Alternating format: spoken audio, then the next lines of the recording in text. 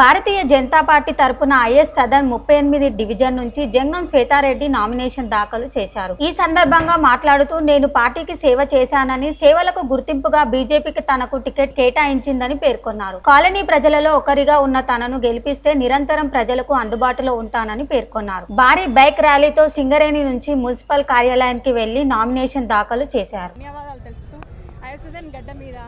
మన బీజేపీ జెండా కమలం జెండా ఎగరవేస్తానని మీ అందరికీ మాటిస్తున్నాను।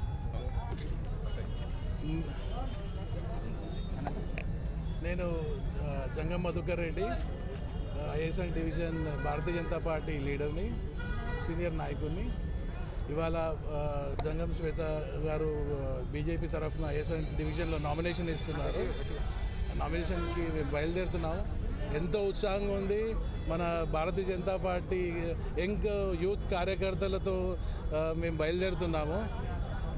మా భారతీయ జనతా పార్టీ మాపై నమ్మకం పెట్టుకొని బండి సంజయ్ అన్న, కిషన్ అన్న ఇంకా అందరు కలిసి మనల్ని ఈ పార్టీ నుంచి నామినేట్ చేసినందుకు మేము ఎంతో ధన్యవాదాలు చెప్తున్నాము।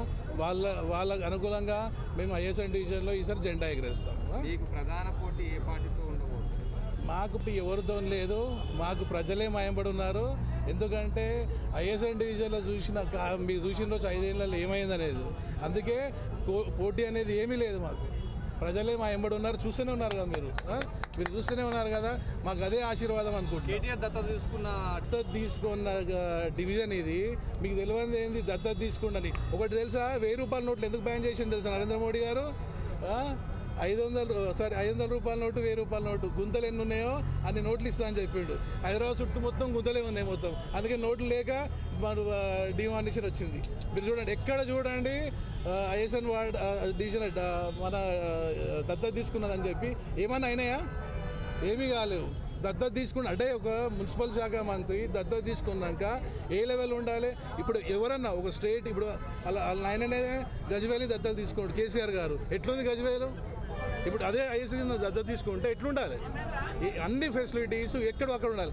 దత్తత తీసుకుంటే కానీ పేరు మాత్రం ఎలక్షన్లో మాట్లాడానికి దత్తత తీసుకుంటున్నారు। అందుకే ఈసారి మనము ఐఎస్ఎన్ డివిజన్లో ఇంకోటి కాషాయం జెండా ఎగరేస్తాం। ఇంకో మాట, ఇవాళ బండి సంజయ్ గారు ఏమని చెప్పిండు నిన్న? 10,000 రూపాయలు కాదు, భారతీయ జనతా పార్టీ బల్దీ జెండాలో ఎగరేస్తే ప్రతి ఒక్కరికి 25,000 రూపాయలు ఇస్తామని చెప్పారు। అందుకే మనం ఏం చేయాలి ఈసారి? ఎట్టి పరిస్థితిలో భారతీయ జనతా పార్టీని ఐఎస్ఎన్ డివిజన్లో తీసుకురావాలి। మళ్ళీ బల్దియాలో మేయర్ కూడా బీజేపీ పార్టీది రావాలి।